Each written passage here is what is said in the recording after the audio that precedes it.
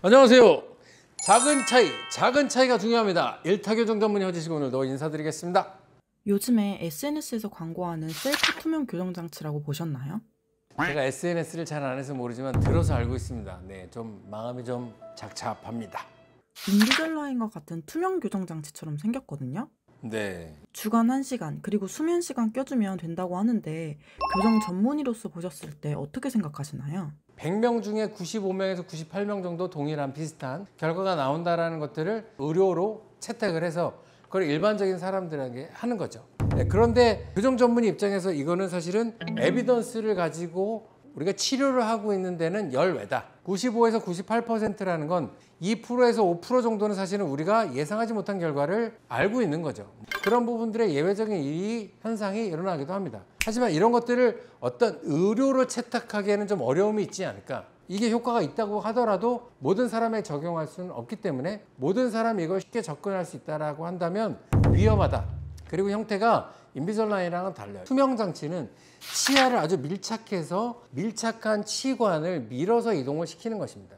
근데 이건 약간 떠 있고 장치가 치아를 미는데 제한적인 거죠. 어디는 닿고 어디는 안 닿을지 알 수 없는 거죠.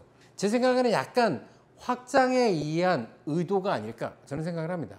왜냐하면 치아들이 대부분 삐뚤삐뚤하다라고 하면 치아를 약간 확장시켜주면 치아는 이동을 하니까 자연스럽게 펴지는 효과를 얻을 수는 있겠죠. 하지만 아주 디테일한, 제가 강조하는 디테일은 절대 이룰 수 없다.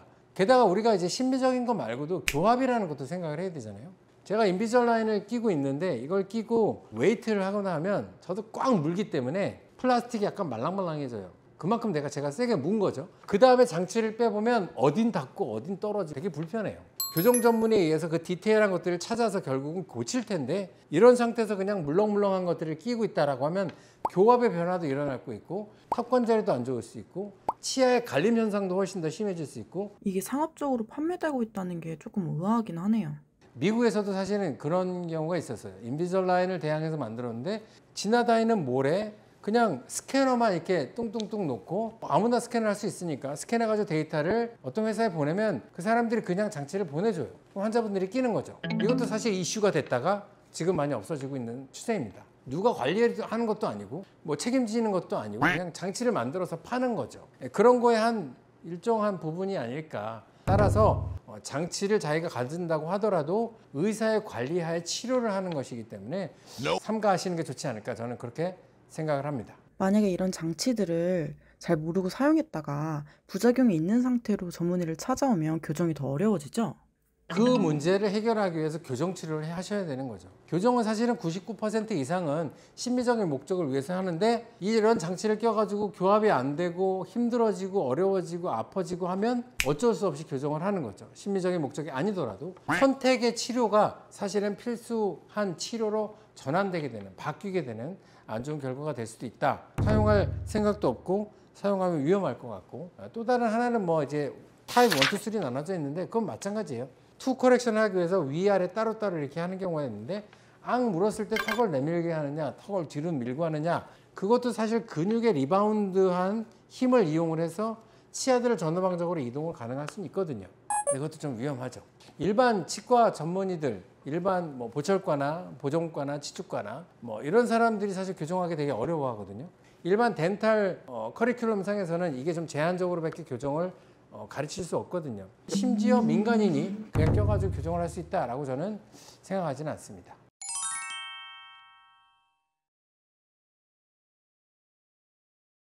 감사합니다. 오늘은 뭔지 모르겠지만 셀프 교정장치에 대한 얘기를 잠깐 나눴습니다. 일반적으로는 약국에서 파는 약과 전문의가 처방하는 약은 다릅니다. 왜냐하면 전문의가 처방하는 약은 좀 더 강력하고 모니터링을 통해서 조절을 해야 되는 약이고 일반적인 약은 그냥 감기약 이런 것들은 그냥 먹었을 때 크게 부작용이 없는 거죠. 이런 장치는 그냥 꼈을 땐 부작용이 아주 큰 위험한 장치다 라고 저는 생각을 합니다. 마지막으로 오늘도 인사드리도록 하겠습니다. 감사합니다.